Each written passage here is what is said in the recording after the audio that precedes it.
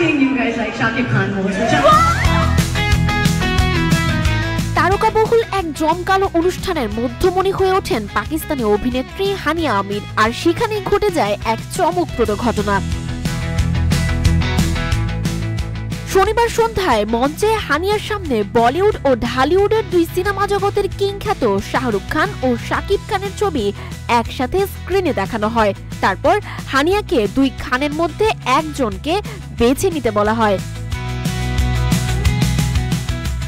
হানিয়াকে প্রশ্নের সঙ্গে সঙ্গে দর্শক সারিতে শুরু হয় টান টান উত্তেজনা। ঠিক সে সময়ই সবাইকে চমকে দিয়ে হানিয়া শাকিব খানের নাম অর্থাৎ শাকিব খানকে বেছে নেন। আর শাকিব খানের নাম বলার সঙ্গে সঙ্গে দর্শকদের মধ্যে দেখা যায় ব্যাপক উচ্ছ্বাস। I think you guys like Shakib Khan more. এ সময় উচ্ছ্বাসের সঙ্গে হানিয়াকে বলতে শোনা যায়, আমার মনে হয় আপনারা শাকিব খানকেই বেশি পছন্দ করেন। অর্থাৎ দর্শকদের পছন্দের প্রতি সম্মান জানাতে শাকিব খানকে বেছে নেন হানিয়া। তবে তিনি যে দুজনকেই পছন্দ করেন তা বলাই বাহুল্য।